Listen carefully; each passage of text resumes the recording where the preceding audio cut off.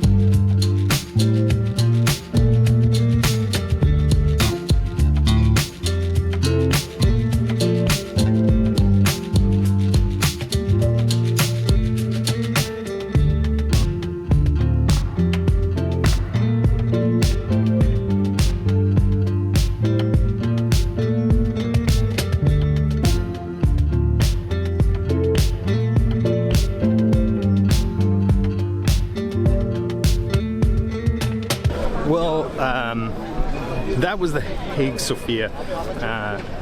Really glad we actually came back and went in there.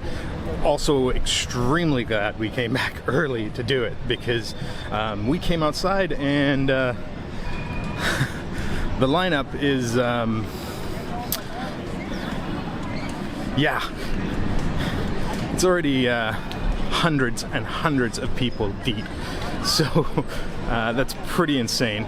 Also, keeping with the honesty factor, the outside shots that I took, or you've seen in this video, I actually took the other day when we were down here and couldn't get in, when the weather was much nicer than it is today. I hope you enjoyed it. But yeah, if you ever come to Istanbul, make sure you check this place out. It's pretty insane inside. It's, again, kind of like the Blue Mosque. It's really, really hard to try and capture it all on film. But again, I tried.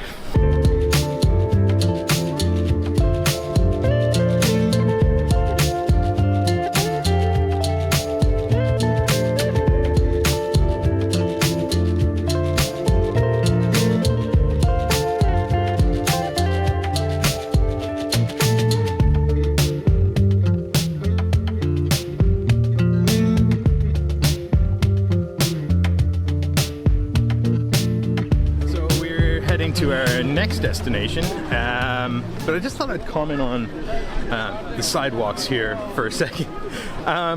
They are made of beautiful granite, smooth and silky, and they're lovely to walk on when it's dry. But when it's wet, all the little bits of dust create a little bit of a paste on top of them and turns them into a bit of an ice skating rink, which is pretty funny because, well, it's not funny, but it is funny because people are just not used to slippery conditions, and so it's like watching people slip and slide on the ice back home in winter, which is really funny. So now we're heading over to the Basilica Cistern, which has got a really cool story. It was built in 532 using 336 30-foot columns to build. It stored 80,000 cubic meters of water from the Black Sea. It was filled with about 20 kilometers of aqueducts. It was lost in time until about 1545, when a scholar heard stories about people dropping buckets through the floors of their homes to get fresh water. And so he decided to investigate and rediscovered them. Unfortunately, they ended up getting turned into kind of a dumping ground by the Ottoman Empire for basic city garbage and even dead bodies. Thankfully, though, in 1985, they decided to clean it up, and by 1987 it was open to the public, and since then they've done a bunch of different restoration work on it. They've put lights down there, and yeah, it should be really cool. I'm expecting it to be really dark, so don't know how well it's gonna be for shooting, but we're gonna try.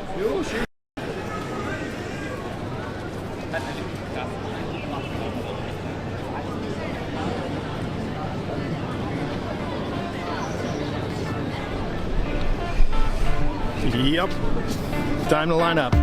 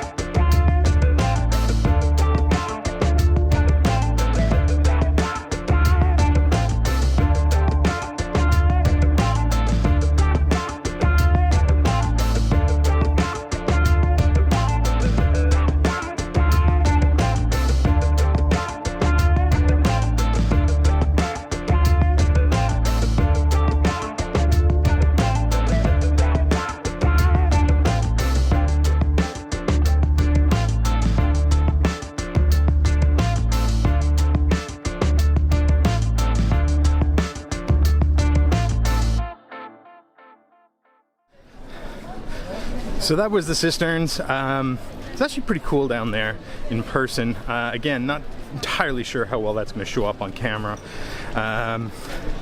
That's going to be our last stop for today, but not the end of this video. I do have one more place I want to go check out before we leave Istanbul, but it's not open today. Don't know why, just isn't. So we're going to get up early tomorrow morning, like we did this morning, and try and get out there before the lineups. I really don't do early mornings well. Coffee helps. So anyways, for me, it's going to be 12 hours away from now, but for you guys, it'll be right here next.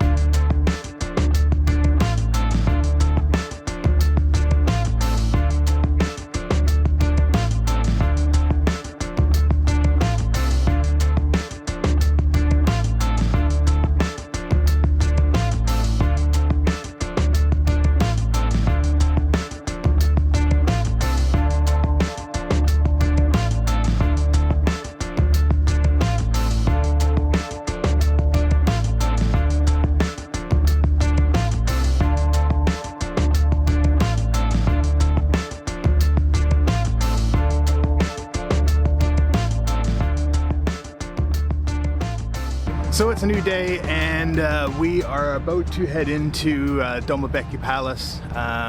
It's actually the largest palace in Turkey, built in 1843. It took about 13 years to build.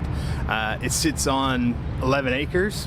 It has 285 rooms, 46 halls, 6 baths, and 68 toilets, which, if you can imagine that. Try listing that as a real estate agent. It actually nearly bankrupted the Sultan building it. It cost him 35 tons of gold, and in today's society and equivalency, that would be about $1.9 billion. That's right, that's billion with a B. So kind of looking forward to going in there and checking it out. So yeah, let's go.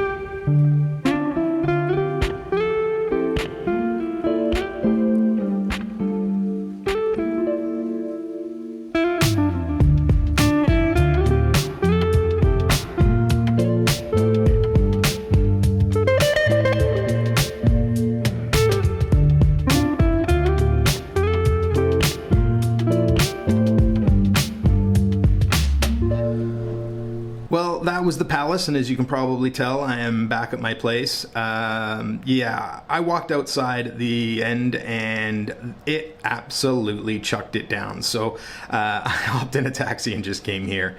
The other thing that you may have noticed is that I really didn't take you guys inside and show you around, and that's for good reason.